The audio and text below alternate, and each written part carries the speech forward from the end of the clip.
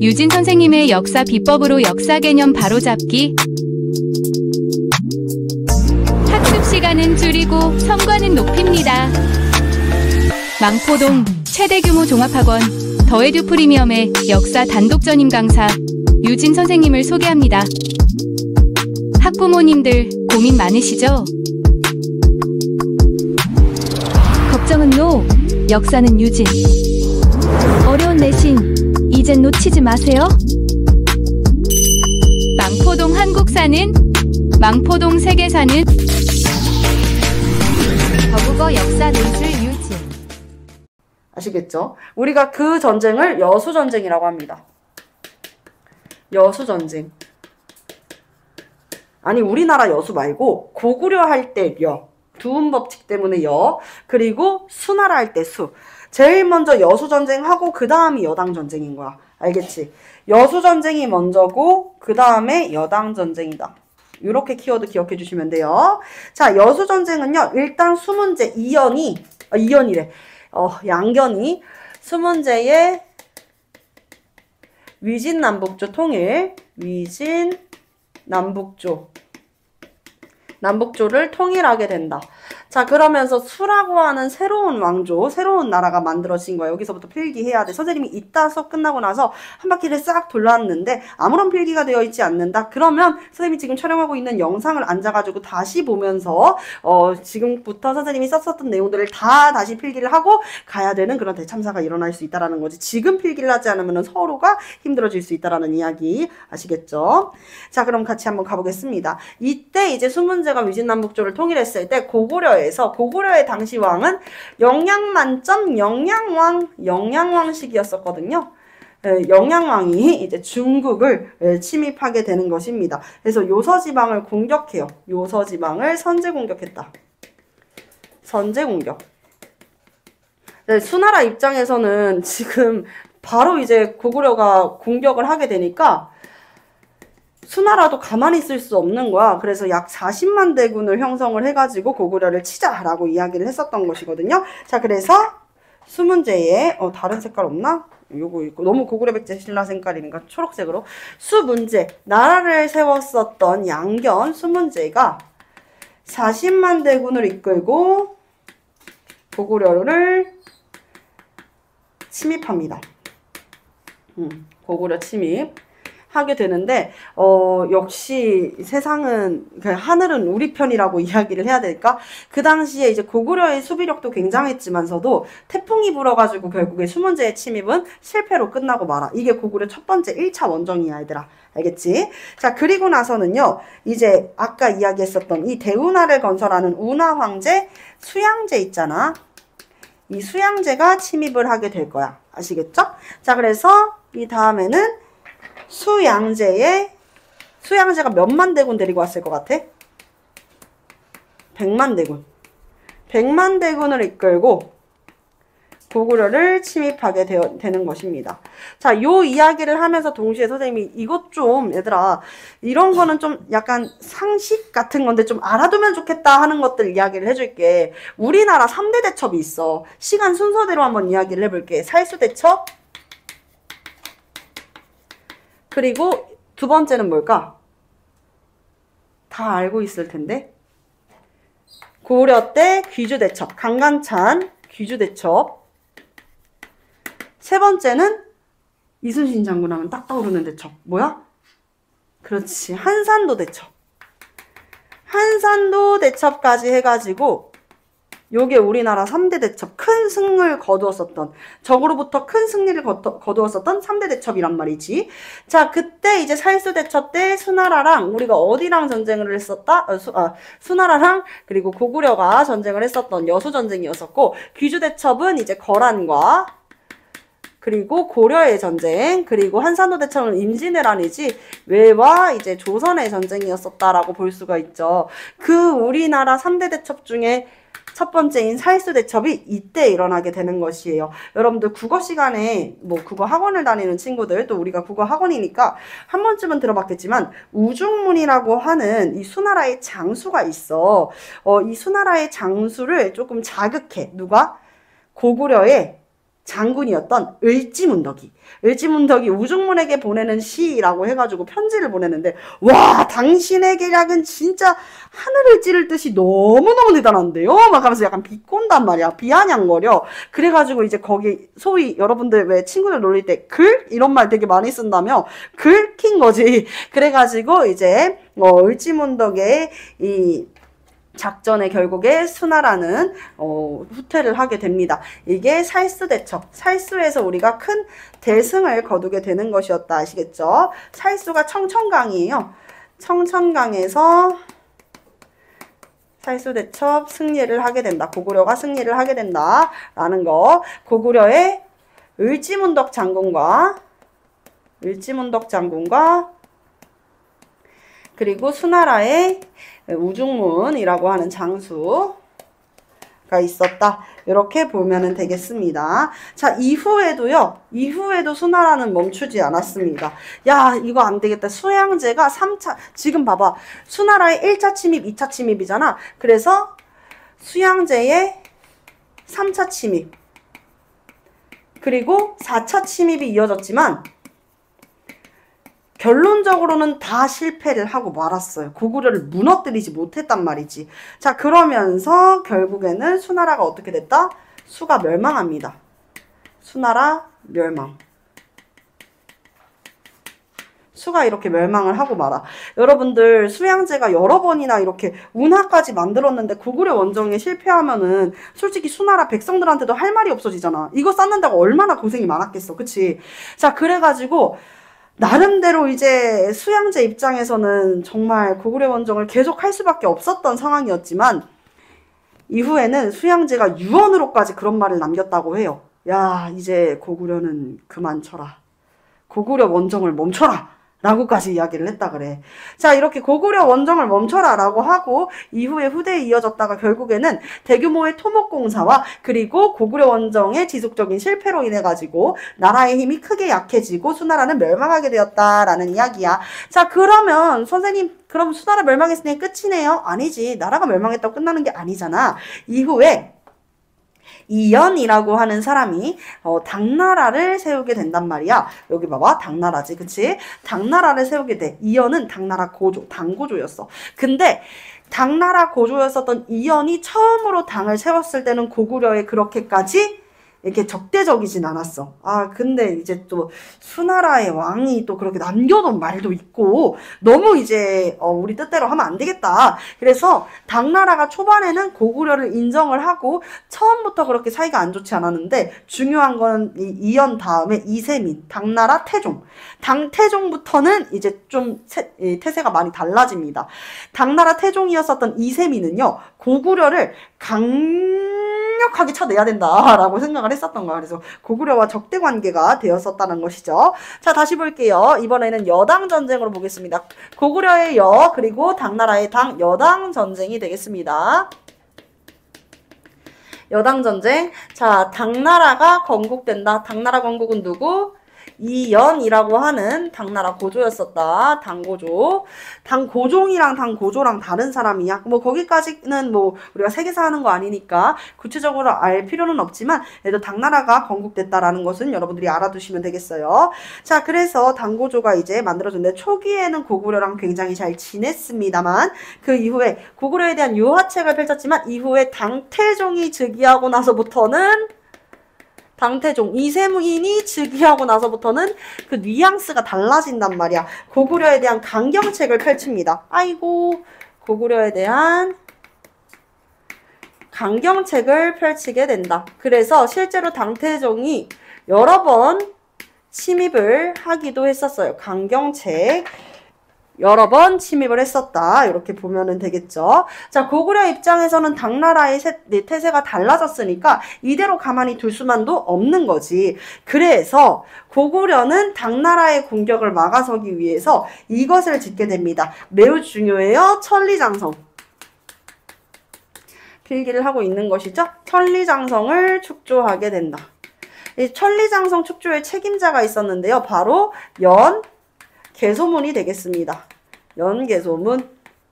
자, 담당자는 연개소문이었었고 우리가 천리장성을 쌓아가지고 당나라가 더 침입하지 못하게 이 장벽을 설치를 하게 된단 말이지. 그치?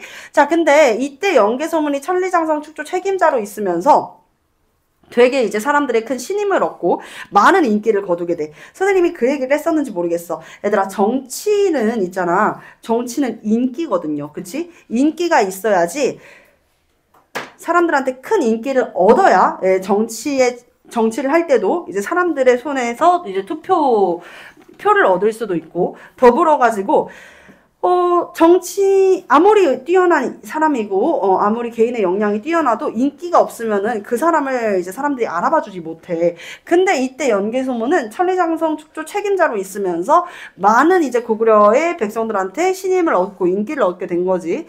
자, 그러면서 그 힘에 힘입어 가지고 군대를 양성하게 됩니다. 잠시만요. 힘 분필 좀 씌우고.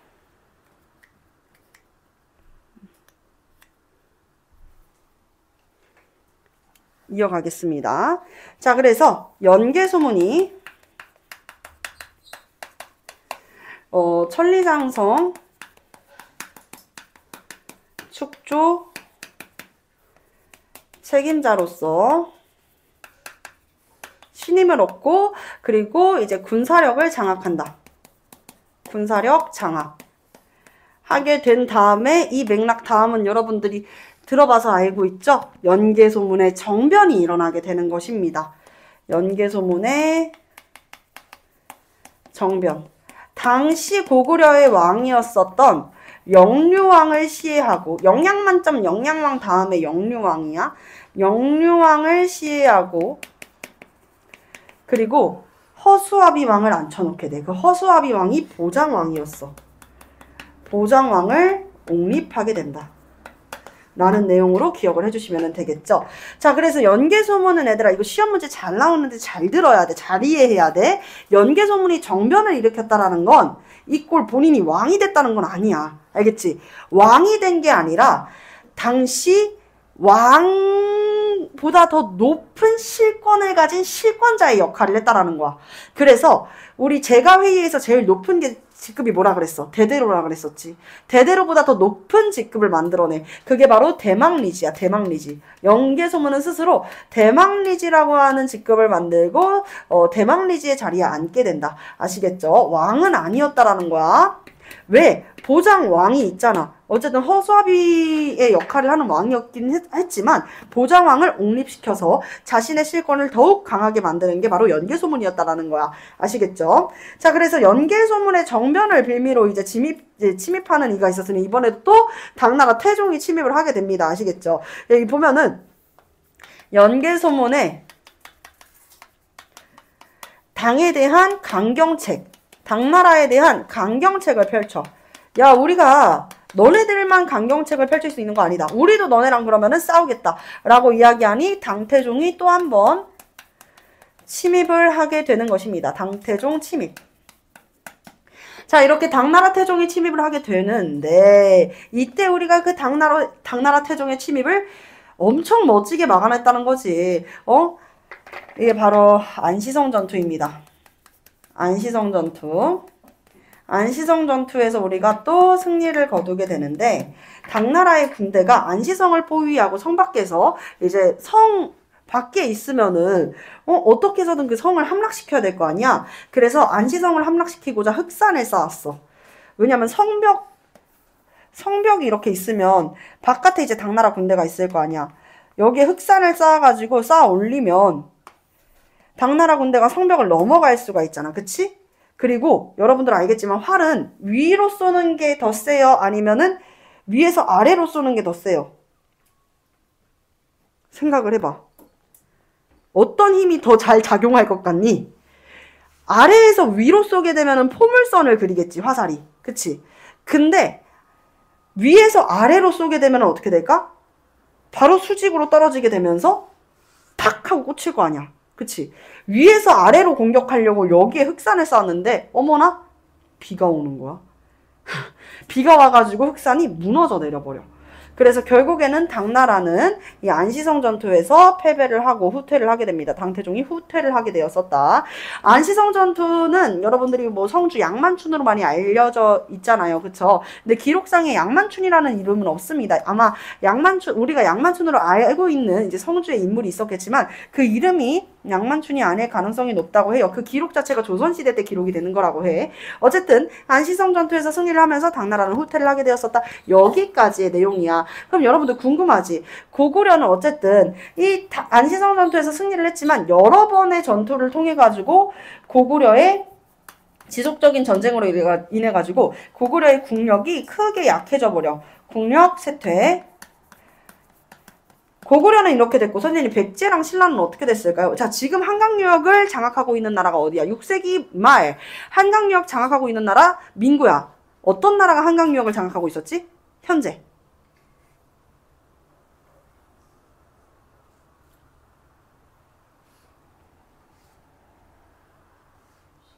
그렇지, 신라지.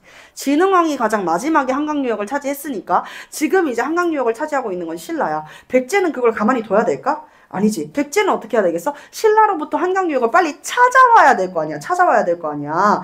그래서 한강유역을 찾아오기 위해서 백제의 왕이었었던, 들어본 적 있어요? 의자왕.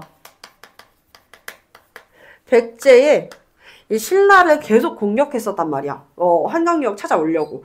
신라의 국경이 훨씬 더 커졌잖아. 넓어졌잖아. 그래서 백제는 이제 다시 자국의 부흥을 위해 가지고 이렇게 신라를 공격을 했었단 말이지. 백제의 신라 공격. 근데 그때 이제 백제랑 신라의 이 국경 사이에 있는 전략적 요충지, 군사적 요충지가 되는 성이 있어서 그 성이 바로 대야성이야. 이 대야성을 이제 두고 전투를 하게 되는데 대야성 전투에서 백제가 승리를 하게 됩니다. 근데 이 대야성의 성주가 누구냐? 김품석이라고 하는 성주가 있었어. 여기까지는 이제 뭐 학교 선생님들이 많이 얘기하지 않는 경우들이 있는데 그래도 알아두면은 여러분들이 맥락으로 이해할 수 있어가지고 진짜 그래서 그런 일이 있었구나 라고 생각을 할 수 있어. 여러분들 그 신라는 여기 뭐 쓸 수 있는 공간이 없어가지고 선생님이 카메라 화면을 좀 더 옆으로 이동을 해가지고 설명을 해드릴게요.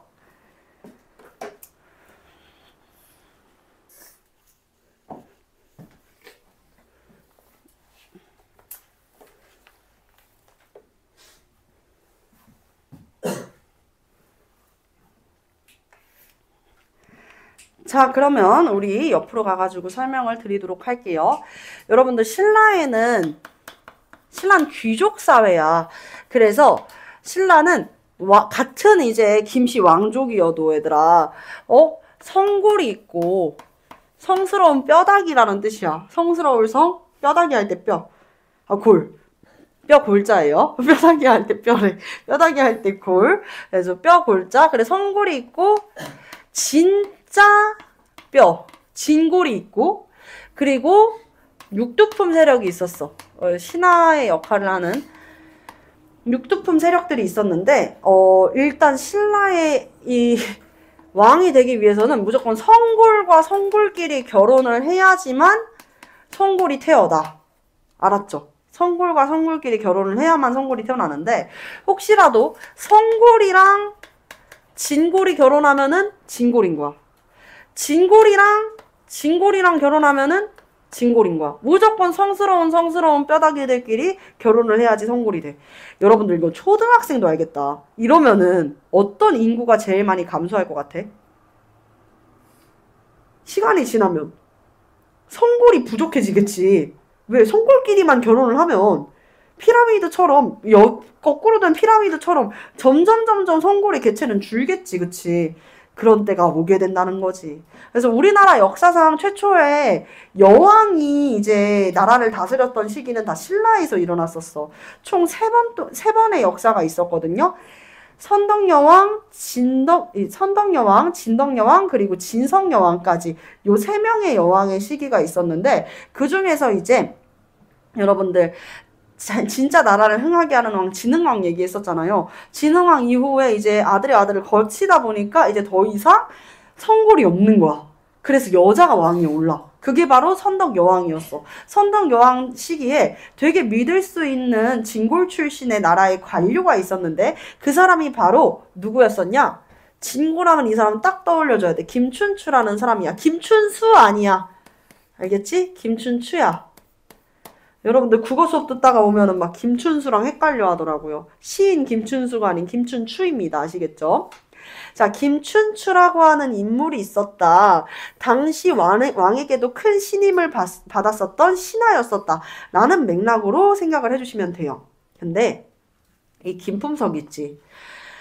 김춘수의 딸이 있었는데 물론 자식들은 10손가락을 깨물어도 안 아픈 손가락이 없다고 이야기할 정도로 모든 자식들이 다 평등하고 공평하게 다 아끼고 사랑스러운 존재들이지만 그 중에서도 이제 부모의 마음에서 조금 더 애착이 가고 조금 더 막 아프게 느껴지는 손가락이 있단 말이야. 그가 바로 이제 대야성에 시집을 보낸 김춘수의 딸이었어. 그래서 김품석의 아내가 김춘수의 딸이었었던 거야.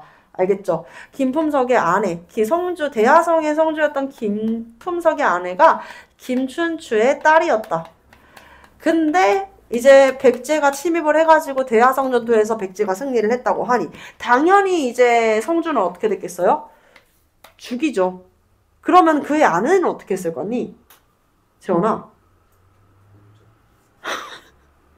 너 MBTI F지? 근데 지금 뭐라고 했는 줄 알아?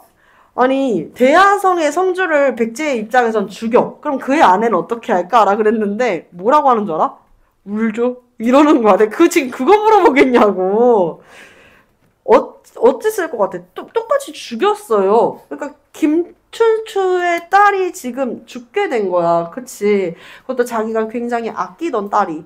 그러니까 김춘추가 이런 배은망덕한 백제, 이런 나쁜 백제 내가 가만두지 않겠다라고 하면서 백제를 어떻게 해서든 공격을 해야겠다라고 생각을 하게 된 거야. 근데 백제를 지금 신라 혼자서 공격하기에는 힘이 붙일 수 있으니까 다른 나라랑 같이 협공을 해가지고 백제를 완전히 함락시키자라고 생각을 했단 말이지.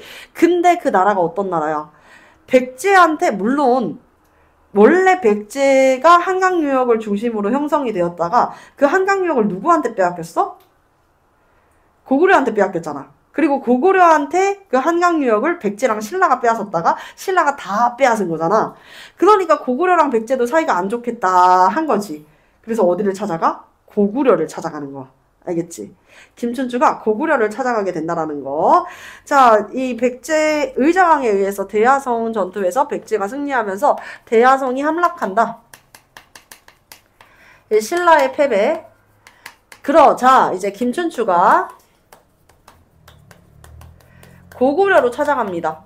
자, 고구려의 왕은 당시 어떤 왕이었다 그랬어? 연개소문 정변 이후에 보장왕이 옹립됐다라고 이야기를 했어. 다들 막 펜 거꾸로 쥐고 있고, 안 쓰고 막 하고 있단 말이지. 아, 오늘 집에 갈 수 있는 사람 많이 없겠는데? 자, 보장왕 시기였지만 실제 실권자는 누구였다? 연개소문이었었다. 자, 그래서 연개소문이 이제 이렇게 있었을 때 고구려의 지원을 요청했지만 백제를 같이 함락시키자라고 이야기를 했지만 그대로 이루어지지는 못했던 것이죠. 아시겠죠? 그래서 고구려에 도움을 요청했지만 거절당합니다. 거절당한다. 사실 고구려 입장에서는 백제도 싫지만 어디도 싫어? 어디도 싫어? 신라도 싫어요. 왜? 한강유역을 가져간 게 사실상 신라잖아. 그치? 그러니까 신라도 싫거든. 그래서 뭐라고 이야기를 했냐면 그러니까 네 딸이 백제 공격으로 죽었다 이거지? 근데 있잖아. 우리가 왜 너네를 도와줘야 되는데? 가 돼버리는 거야. 야, 우리가 진짜 너네를 도와줬으면 좋겠으면은 신라야, 니네들이 가지고 있는 한강유역부터 내놔. 가 된 거야. 김춘추는 왕이 아니잖아. 신하지. 그러니까 네? 아니 어떻게 한강유역을 제가 말도 안 돼요. 이렇게 되는 거야. 그러니까 어떻게 해버려? 말이 안 돼. 김춘추를 가둬버립니다. 옥에 가둬요. 그래서 김춘추가 이러고 있을 시간이 없는데 라고 생각을 하던 때 이제 어떻게 하게 되냐면 알겠어요. 그럼 제가 여왕님께 말씀드리겠습니다. 여왕님께 말씀드려서 한강유역을 일단 고구려에 넘겨주고, 지금 저희가 그럴 수밖에 없는 상황이니까 한강유역을 고구려에 넘기고, 그리고 이제 같이 힘을 합쳐서 백제를 치도록 합시다. 아니 진짜로 저희가 백제를 쳐야 돼요 라고 이야기하면서 일단 저 좀 풀어주세요. 제가 신라에 가서 여왕님을 설득하겠습니다. 다른 신하 보내. 무슨 말씀이세요? 저 김춘추입니다. 여왕님께서 다른 신하들의 말을 믿겠습니까? 여왕님은 저만 신임하십니다. 여왕님의 신임을 얹고 있는 제가 가야 됩니다. 라고 이야기를 한 거야. 그러니까 그 말도 일리가 있지. 김춘추는 뭐 잘한다고 하니까. 그러면 고구려 입장에서는 어떻게 해요? 그래 알겠다. 가가지고 너네 여왕님 잘 설득해가지고 한강유역 가지고 와. 이렇게 한 거야. 이거 약간 무슨 얘기 같지 않아? 별주부정 같지 않니? 아니 저는 간을 육지에 놓고 다닌답니다. 제 간은 육지에 있으니 육지에 좀 갔다 올게요. 그래 간 가지고 와 안녕 해가지고 토끼가 간 갖고 왔어요? 안 가지고 왔지. 마찬가지야. 그래서 김춘추가 한강유역을 진짜 고구려에 줬을까? 안 주지. 김춘추는 어떻게 해요? 그 길로 당나라에 갑니다. 당나라에 가가지고 이 배은망덕한 고구려 백제 둘 다 멸망시켜버리겠다. 당의 도움을 요청하는 거야. 왜? 고구려랑 이제 사이가 안 좋은 나라는 어디겠어? 딱 보니까 나오지. 고구려랑 사이 안 좋은 나라 어디야? 고구려와 철천지 원수 같은 나라 당나라겠지. 그래서 당의 도움을 요청하게 된다라고 보시면 되겠습니다. 자, 그래서 거절당하게 되자 이후에는 김춘추가 당으로 건너가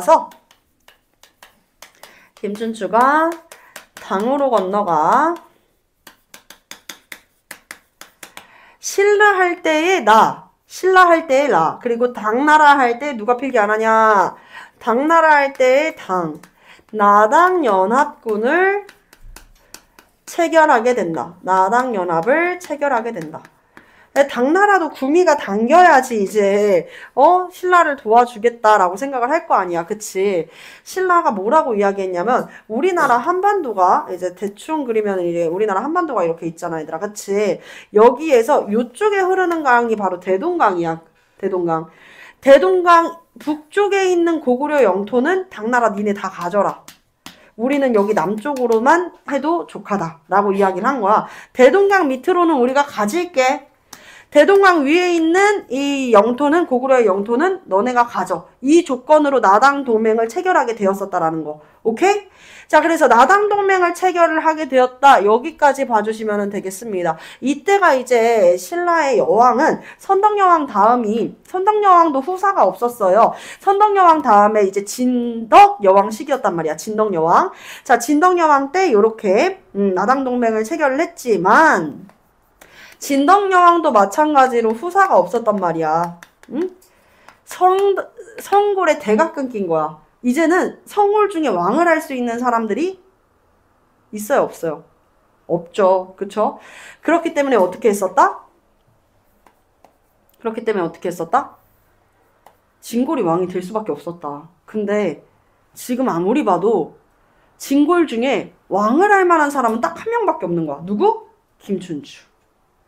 그래서 여러 번이나 김춘추한테 왕위를 권했다고 해. 3번 정도 권했는데 일단 첫 번째, 두 번째 때 권했을 때는 김춘추가 기함을 안 된다고. 저는 한나 성골도 아닌 진골에 불과한데 제가 어찌 왕이 되겠습니까? 아니 그래도 자네는 당나라까지 가가지고 나당 연합까지 체결해온 대단한 인물이지 않은가? 자네 가가지고 나당 연합까지 체결을 했는데 그러면 진골 중에 자네만한 인물이 어디 있겠어? 김춘추 그러지 말고 자네가 왕을 좀 해주게.